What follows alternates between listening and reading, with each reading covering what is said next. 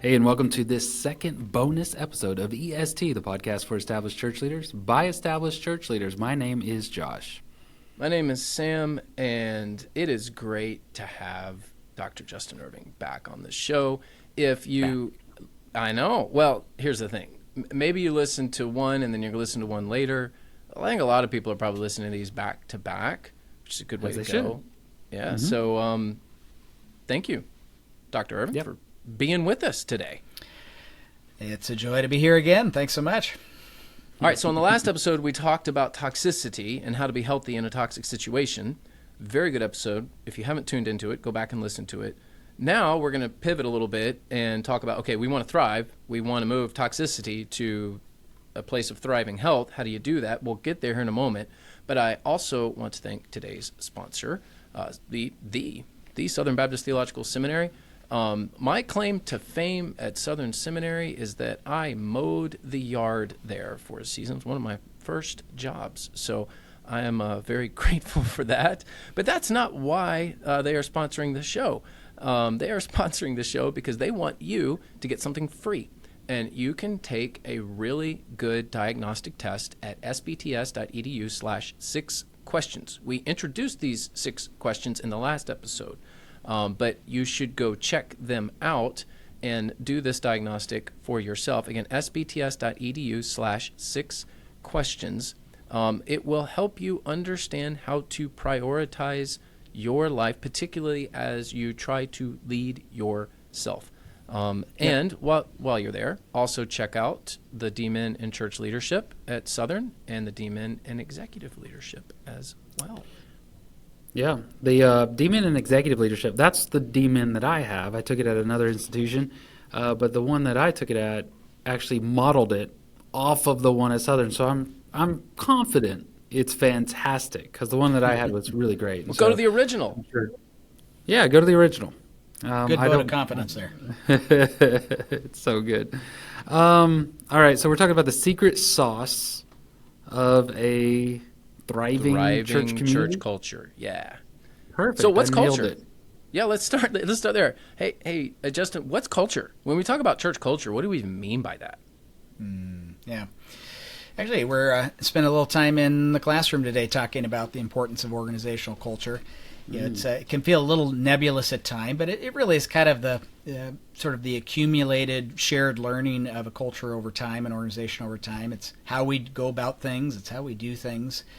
I think Peter Drucker was a business leader that kind of famously said that culture eats strategy for breakfast, meaning you can be throwing all the strategy you want at something, and if it's working against the patterns, the under-the-surface expectations in the life of a community, it's not going to go very far. And so leaders need to pay attention to culture. They need to think about how to nurture cultures that are moving the organization forward in its mission.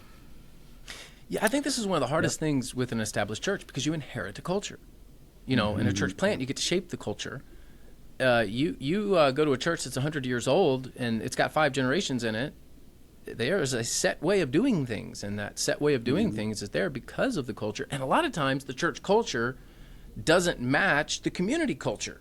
So you're dealing with 2 different cultures. And if you're new to the community and new to the church, you're dealing with a new church culture and a new community culture. Those 2 things don't jive well.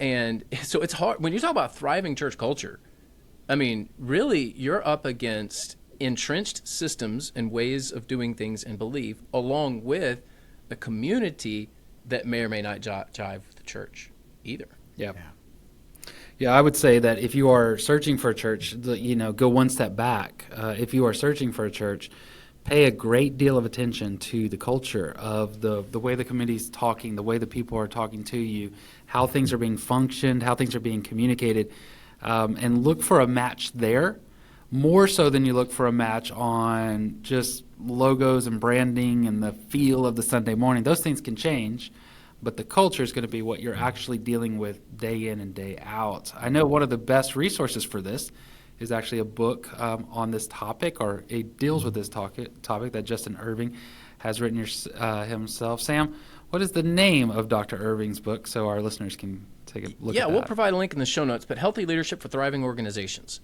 That's Perfect. the book that you need to go get. Really excellent work. We just happen to have the author on the show. All right, so Justin, let's take that idea and kind of launch into what does that healthy leadership look like in a thriving organization? How do you get there? Because so many of our listeners are in churches that aren't there. So help us get to that point to where we're all like, okay, this is a good place. I appreciate you're kind of starting things by naming that there are competing cultures that often are at play in the life of our communities and organizations. And so Max Dupree, he's someone that's written some popular conversations on leadership from a business perspective. But he's famously quoted as saying, the first responsibility of the leader is to define reality. And my little proverbial way of talking about that is reality is our friend from a leadership perspective. So pretending like there isn't a disconnect between these cultures is not helpful. We need to name reality. We need to identify it.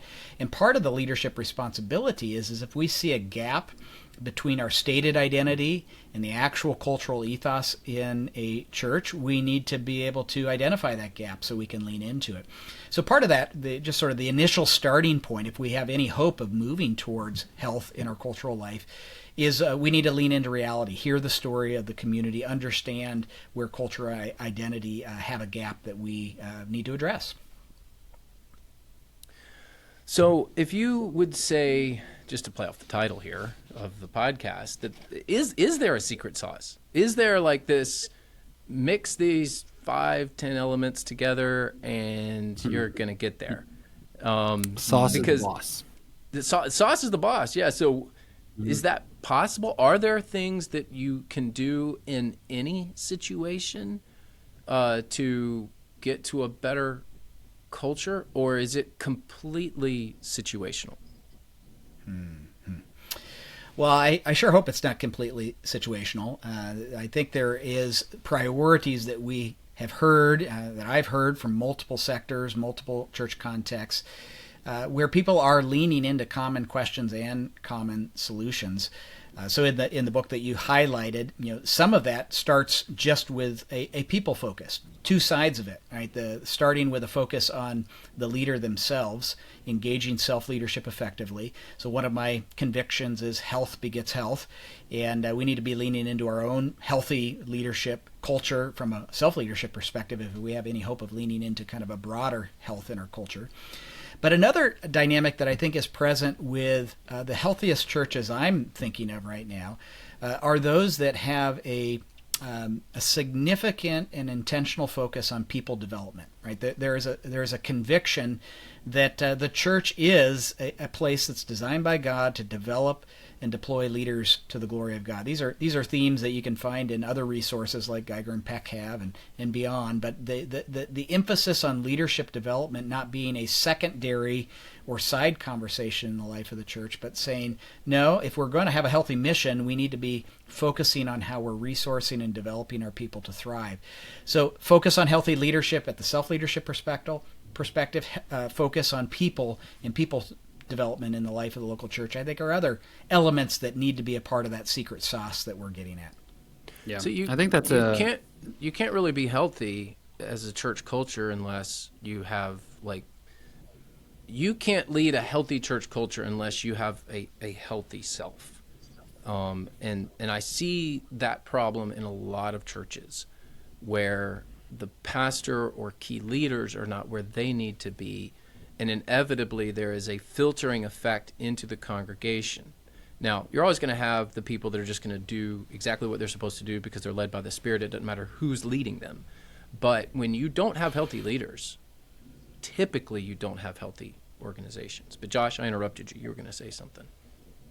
Yeah, that's okay. I was just going to say that I love the reminder here that health is the focus, not growth or the marketing. We can get so wrapped up in these external things. I used to say when I was in student ministry, I can grow a big student ministry. I just need a bigger budget for pizza. So you can do things that generate crowds. You can do that sort of stuff, but that's not growth or healthy growth. And so this focus on healthy people and healthy leaders, one of the things that I keep saying is I'm leading differently, and I'm also leading different people. And so those two things coming together, really that focus on health and growth, is going to be something that's really paying dividends down the road, because just focusing on growth instead of health, it takes far more energy to maintain that level of excitement, of buzz, than it does once the thing, you or them or it, is growing with health instead of growing by some sort of superficial elements there. Okay, I agree with you. And But I got a question, and then I'll let Dr. Irving talk. Don't all healthy things grow? Dr. Irving, They do. If it's healthy, won't it grow? Dr. Irving, you can answer. I would just say it does, but so does cancer. Cancer grows and it's not healthy. So wow, all things okay. that grow are not healthy, but all things that grow I are healthy. agree with that too. Yeah. No, I'm just kind of playing in a little bit. I totally am with you. I'm tracking with you. Health is more important than growth. But then the question kind of becomes, well, if it's healthy, doesn't it grow? So I don't know. Seems helpful. Yeah, the idea of leaning into recognizing that you're going to have some things that are toxic and dangerous to systems, and they might be growing as well. I appreciate that observation Josh was noting. But if you do have healthy individuals, healthy systems, those are going to be growing systems typically. I just wanted to weigh in and say it reminds me of a conversation that Patrick Lenciani has in one of his books of contrasting smart versus healthy. That it's sort of a baseline expectation that we need to have smart systems in our organizations. Right? We need to understand how to have good programming in the life of the local church. We need to know how to manage budgets. We need to know how to hire the right kind of people and retain them. Like there are just sort of basic expectations to be sort of a smart organization that's doing just quality work and efficient work the way it needs to be done.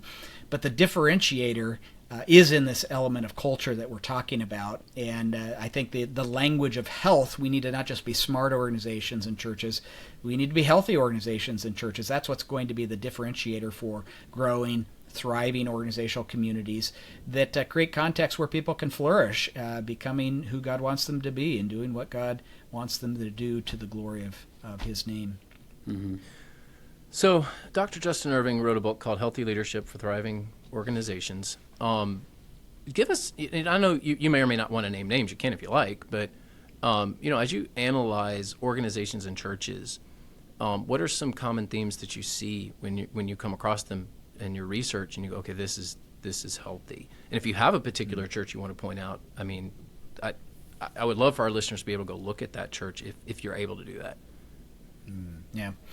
Well, I think I'll probably speak just in the more abstract. The surveyed leaders that I worked with, I had about 216 executive leaders. They were drawn from churches, nonprofits, educational institutions, and businesses. These were Christian leaders serving either at the top level position in the organization or leading a significant team or division. And it was amazing to kind of see them rally around really common points of interest and themes. They had some common concerns that they were addressing as well. How do we engage a changing landscape? How do we deal with financial pressures that are leaning into organizations in fresh ways? But the focus on people, and then the other major part that they had was a focus on integrity around the mission that we have as a community. And so part of health has to be clarity of mission, that we're moving forward in the right direction together, staying focused on who we are and where we're going, and that we're building a culture of development among the people as well. I'd add to that element around mission that clarity is part of that conversation. So some of the people that weighed in on the survey used phrases such as clarity is kindness. People trust what is clear and they distrust what is ambiguous. And so part of a healthy culture, part of having that secret sauce is bringing clarity to what we're about as an organization, church, clarity on mission, clarity about the way we approach our work together. I'm curious, Dr. Irving, as people are listening, and regardless if they're a local church pastor, minister, or maybe a business professional, what is one practical people-focused habit that you've noticed with these leaders that you're talking about? Is it I've heard people talk about the habit of like walking slowly through the office or stopping at each person's desk every morning and saying hello, that kind of. Is there anything maybe unique or just really kind of stuck out to you as you were talking to them that our listeners could pick up, start doing to be more people-focused? Well, boy, that managing by walking around principle that you pointed out there, that's a classic Ken Blanchard kind of emphasis. Mm-hmm. But that's targeting, right, being able to have really tangible conversations to help people develop in their competency and in their commitment to the jobs that they're focusing on. That's a tangible way to go about helping people develop in their work skills. I think generally as well, I would just pair together the conversations of valuing and appreciating. To be able to recognize the dignity and worth and value that people have as image bearers of God, disconnected from their performance, right? That's a starting point to just genuinely love and care for the people that we're working with. That's a foundation, I think, theologically. But then from that valuing, right, we don't give people dignity, we recognize it. But there is an element of appreciating people for good work. Lots of conversations about an appropriate theology of faith and work these days, but recognizing work is good, value contribution is good, and just giving those kinds of words of affirmation that Josh, you experienced from folks in these early days at a church.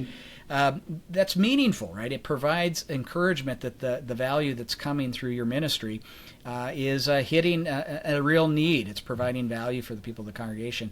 And as leaders, to be intentional to provide appreciation for people for a job well done, I think is also a kind of an on-the-ground tactic that people need to be implementing from a leadership perspective. Yeah, I really like that, appreciating people for good work, because a lot of times leaders will take the posture of, well, you're getting paid to do the job. What does it matter? Good pat on the back. You did your job. You want accolades for actually doing your job. I think you're onto something. I think that leaders should show appreciation for people who just do their job well, even if they're just doing what they're expected. That appreciation plays into a thriving church culture. Now, I've got a question, and it. By the way, for our listeners, we are peppering Dr. Irving with all these questions, and we didn't give him any of these before the show. So kudos to him for taking all of this. Shows he knows his stuff. There is a move in our culture to do more work from home. I think there's a lot of validity to it, and I think that a lot of people enjoy it. What would you tell a church that has a staff? Not all of our listeners have church staff, but many are on church staff.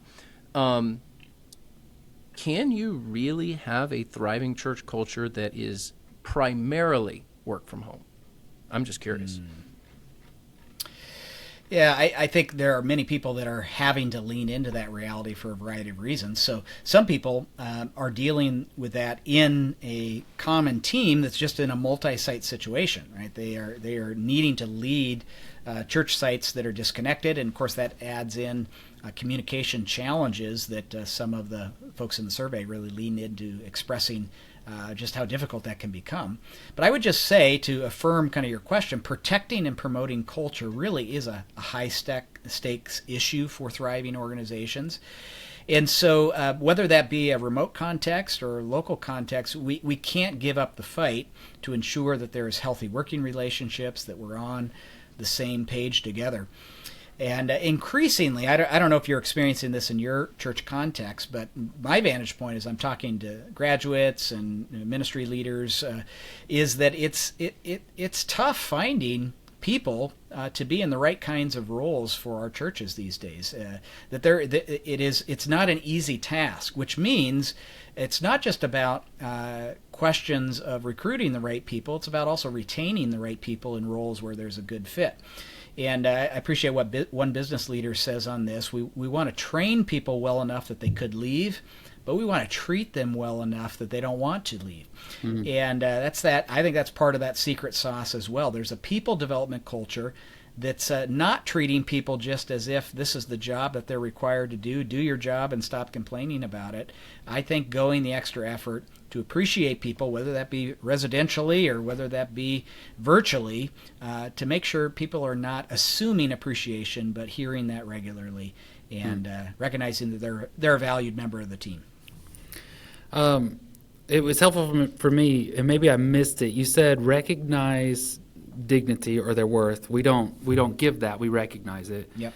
And then there's appreciate the work that they do. I love the verbs there. That's helping me as I'm talking to people, maybe my staff or leaders. I'm going to look for something to recognize about their worth. I'm going to appreciate the work they did. What was that last? What would be the verb that you would add to the correction or the discipline side of that kind of conversation? Well, you might have to follow up and help me with this. The way I frame that is I value people for who they are as image bearers of God. Okay, I like there's that. a sense, and I think behind that is just Christian love, caring for people, having their best interest in mind, that there's a genuine sense of motivation to love and care people because of the value and worth that they have. I use the language of appreciating as being connected to that value contribution of their work or volunteer service, to be able to be specific. So not just vague, but be specific with, I appreciate when you did this, and here's how I saw it have an impact on so-and-so in this way. Right? The more specific we can be in that kind of appreciation, I think helps people understand how their gifts are having real-time impact in the lives of people in our community. Yeah, I like that. Yeah, that's besides, excellent advice, I think, for pastors, because a lot of times we basically give an attaboy without really specifying what for or why. But you change culture the more with specificity, and you become what you celebrate, right? So if you're celebrating specifically, then people are going to move in that direction. And if I could add something right on that topic, what is rewarded and what is tolerated reinforces culture for better or worse. So part of it is paying attention to the negative side. What are we allowing people to kind of get away with? We need to be proactive in shaping the values that we have as a community and as a culture through both the specific affirmation, but also making sure we're not tolerating things that are harmful to the culture that we're seeking to nurture. Yeah, I'm curious. Besides, so obviously SBTS.edu/6 questions, great resource there with the assessment and the degree programs that the Southern Seminary is offering. Also, Healthy Leadership for Thriving Organizations, your book there.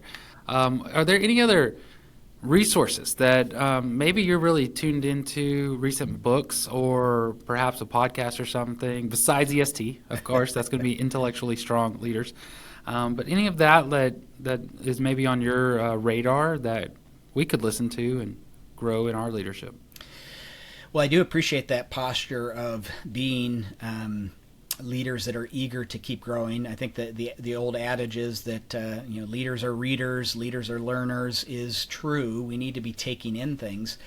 And I think that's especially true if we are to our previous conversation, if we're in a toxic context, we need to be learning from other contexts. We need to be taking in insights from other sources. So a couple books that come to mind, I actually referred to Geiger and Peck already. I do really appreciate the design to lead emphasis. Again, it has that people-oriented focus. I think a lot of times we pit mission against people, when in fact it's people who deliver on the mission for our organizations. And so a commitment to people, an investment in people, is a commitment to the mission of our church and what we're aiming to do.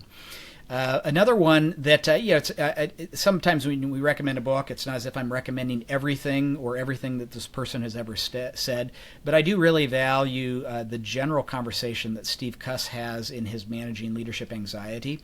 I do think as we are seeking to nurture healthy culture, having a sense of being a leader who can lead in a way that's not feeding anxiousness in our own lives as leaders and in the people around us is part of how you change culture. There's a willingness to kind of stand against something that's not working by being a calm presence as a leader in the face of it. And that, I think some of the discussions in Steve Cuss's book is helpful on that front. Thank you. Very good stuff. And 2 wonderful episodes with Dr. Justin Irving of Southern Seminary. Don't forget, they are giving you something free. So go to SBTS.edu/6questions on their website. They have this great diagnostic tool. It's just 6 questions, but they are extraordinarily helpful. So you can see how well you are doing with these questions. You can also check out their 2 programs there on that landing page, the D-Men in Church Leadership as well as the D-Men in Executive Leadership. Frankly, any of the programs at Southern Seminary are top-notch, but those are the 2 that we would like for you to go check out. And a lot of our listeners are considering kind of next steps with their education. This is a wonderful way to go. So thank you again to Dr. Justin Irving for being with us on the show. Again, his book is Healthy Leadership for Thriving Organizations. And, well, we'll be back with our regularly scheduled programming in the next episode. But we certainly thank you, listeners, as well, for tuning into today's episode. Yes, thank you so much, Dr. Irving. Thank you, Dr. Rayner. And that is all the time we have for now. Make sure that you subscribe, rate, review, wherever you get your podcast, and hit us up on Twitter. We're at EST Church. I'm at Joe Wiki. Sam is at Sam Rayner. Is it Sam Rayner? Is it just at Sam Rayner? Well, except for, I know we're signing off. I got at Sam Rayner. I got all the handles. I got at Sam Rayner for all of them. Except for Instagram, because I was a little late to the party there, and some snow skier out in British Columbia has it, and we get mixed up all the time. I get his haircut appointments. I don't know why. They come into my Gmail account, and it's like, Sam, you have a haircut appointment. I don't have a haircut. My wife cuts my hair. I'm like, oh, this is Sam from British Columbia. So anyway, that has nothing to do with anything. I have not had a haircut appointment, fake or otherwise, in quite a long time. Justin, do you have any social media that you'd like to connect with others if appropriate? Yeah, folks can look me up on Twitter or X at lead2purpose, the number 2, and that'd be one outlet. Or folks that are a little bit more academically minded can check me out on LinkedIn as well. I have some content there. All right, thank you so much. Thank you, listeners, and we will catch you next time.